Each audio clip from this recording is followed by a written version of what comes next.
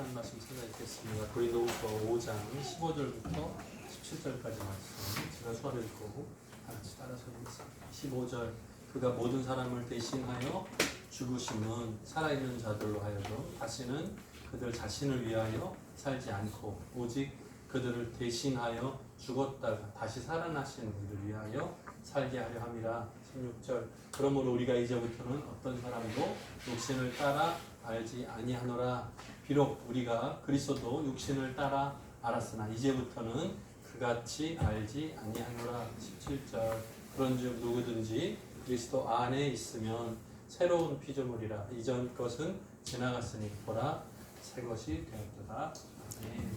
서로 다 같이 해보죠. 15절 그가 모든 사람을 대신하여 죽으심은 살아있는 자들로 하여금 다시는 그들 자신을 위하여 살지 않고 오직 그들을 대신하여 죽었다가 다시 살아나신 이를 위하여 살게 하려 함이라. 16절 그러므로 우리가 이제부터는 어떤 사람도 육신을 따라 알지 아니하노라. 비록 우리가 그리스도도 육신을 따라 알았으나 이제부터는 그같이 알지 아니하노라. 17절 그런즉 누구든지 그리스도 안에 있으면 새로운 피조물이라. 이전 것은 지나갔으니 보라 새 것이 되었도다. 아멘. 옆에 앉은 분들 인사할까요? 잘하셨습니다. 만나서 반갑습니다. 오랜만입니다. 네. 오늘 말씀의 제목은 새로운 피조물이라는 제목으로 함께 은혜 나눠보고자 합니다. 어려운 단어가 하나 나왔죠. 피조물, 뭘까요, 수학? 피조물, 수학.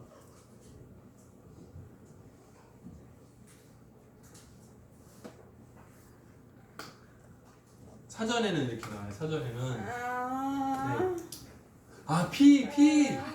네. 피조물? 이상하잖아요. 그거 아니에요. 잘 보세요. 조물주, 세상을 만든 조물주에 의해서 지음받은 것 이렇게 돼 있어요. 이거를 한자로 보면 피자는 받다는 뜻이에요. 조는 창조할 때 조예요. 조성하다 할 때 조자예요.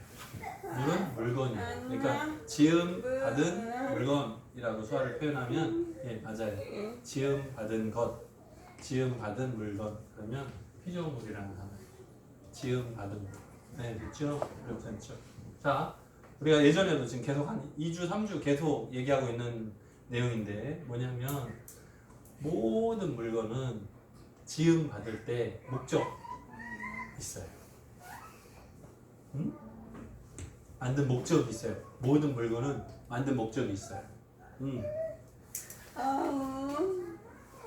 모든 것은 만든 목적이 있어요. 아미자미 안경을 쓰고 있는데 안경 벗으면 안 보이죠? 안 보여요. 안경을 벗으면 안 보여요. 안경을 쓰면 보이죠? 안경을 쓰면 볼 수 있잖아. 쓰면 이렇게 하면 보이지?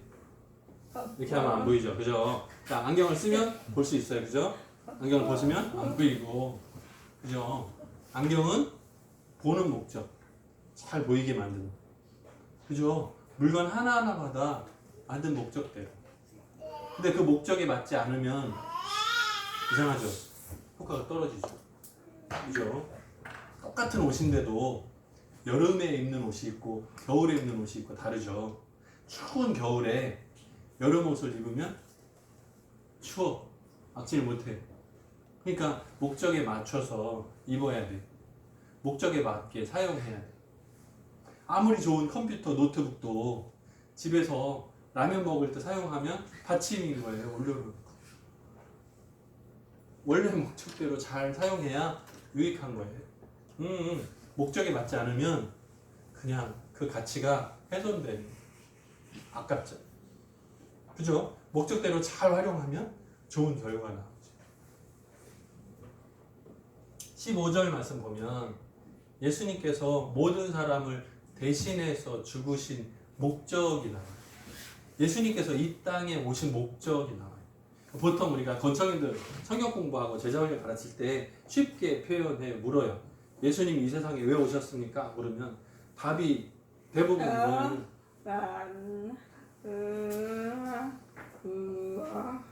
네.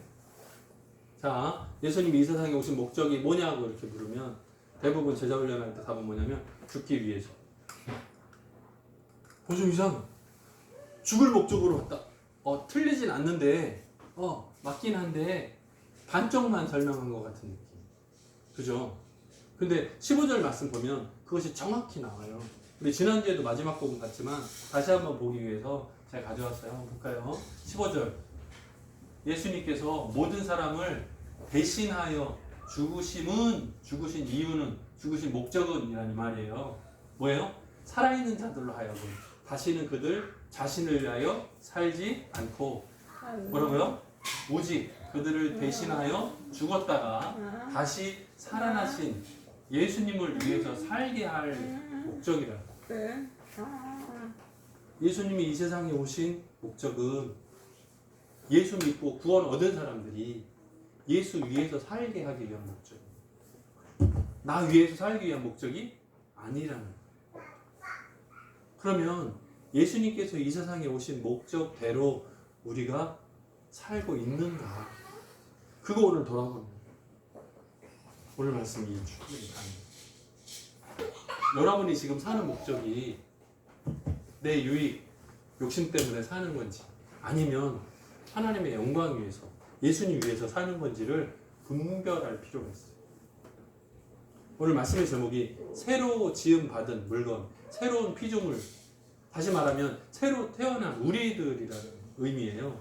그러면 새로 태어난 우리들이 어떤 목적을 가지고 사는가 자신을 돌아보는 거예요. 내가 왜 사는가?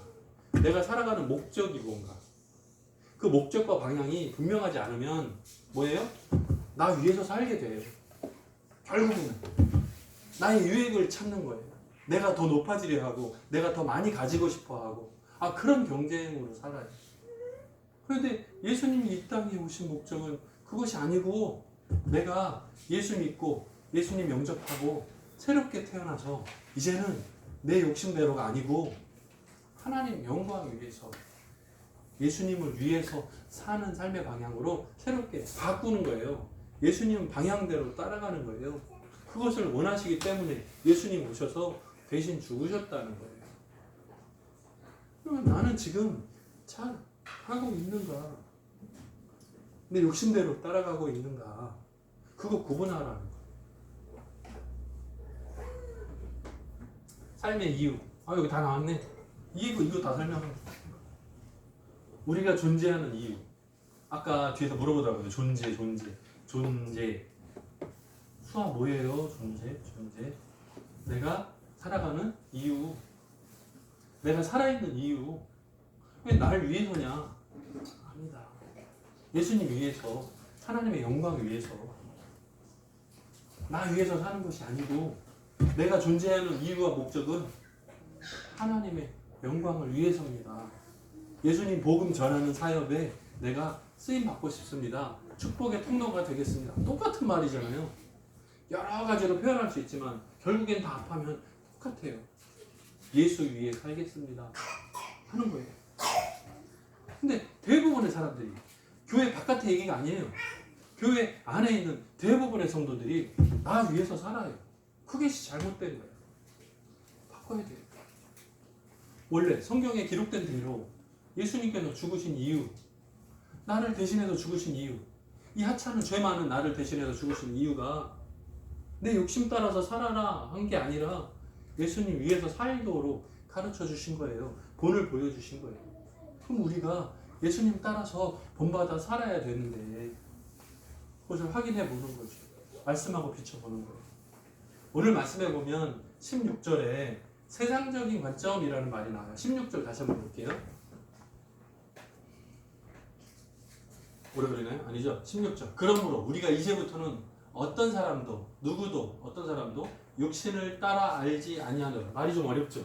건축애들도 이해하기 어려워요. 근데 저 말을 다른 성경 번역을 참고해 보면 이렇게 나와요. 어떤 사람도 그 누구도 세상을 기준으로 판단하지 않겠다. 이렇게 나와요.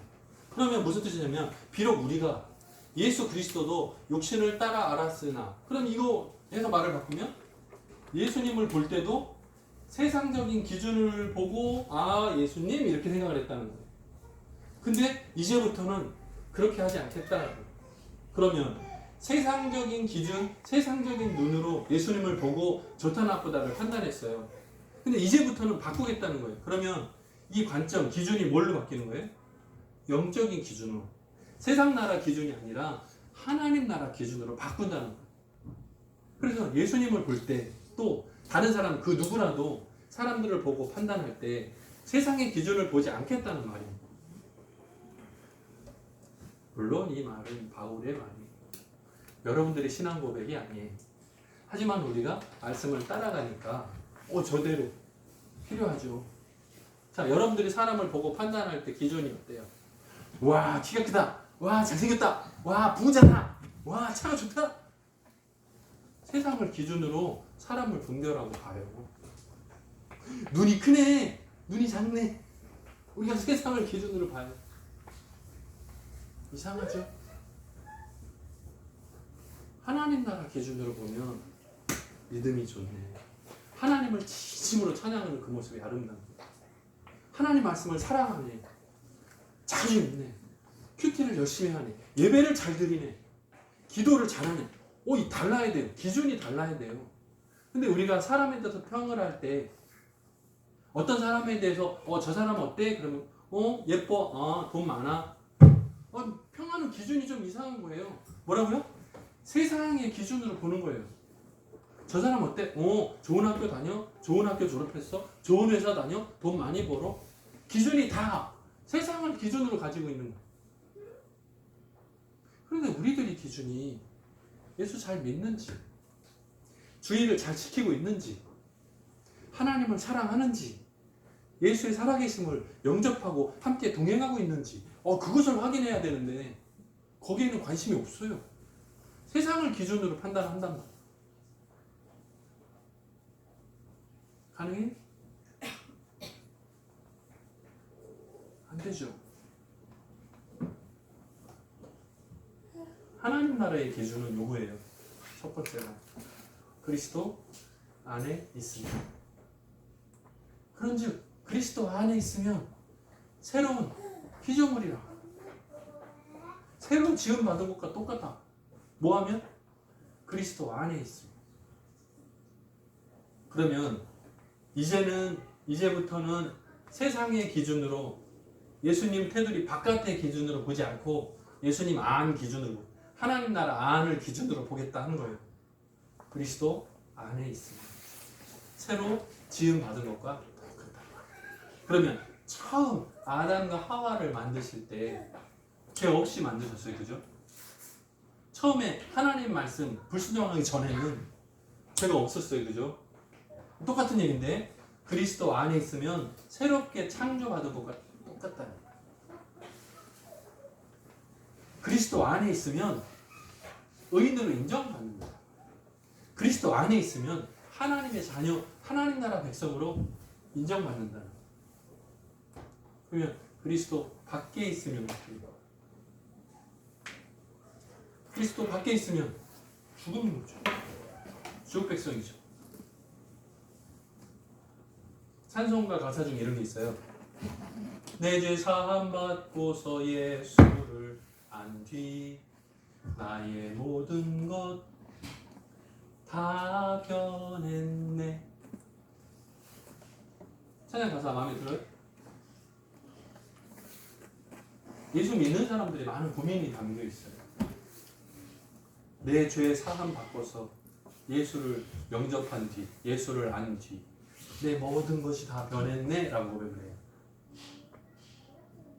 지금 내가 주 앞에 온전케 돼 주의 공로를 의지함이다 이렇게 나와요. 근데 문제는 가사 다 좋아. 근데 내 모든 것이 다 변해. 뭐라고요? 여전히 세상을 기준으로 사람을 보고 판단해요. 나 스스로를 판단할 때도 보고 내가 점수가 다른 사람보다 키가 다른 사람보다 가진 것이 얼마 이거를 본다고요. 세상의 기준을 여전히 가지고 있어요.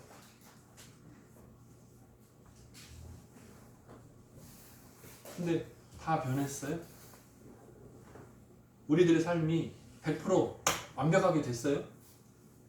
이제는 삶 속에서 죄가 없나요? 거짓말 없어요? 없나요? 내 모든 것이 정말로 변했나요? 근데 이 찬송가 가사는 왜 나와요? 이유가 뭐죠? 아까 제가 찬양 가사를 그 다음도 소화를 해드렸는데 거기에 숨은 답이 있어요. 내가 주 앞에 온전케 됨은 주의 공로를 의지하기 때문이다잖아요. 지금 내가 주 앞에 온전케 됨은 다 변했기 때문에 내 행동이 100%이기 때문에 말하지 않아요. 무슨 말인지 압니까?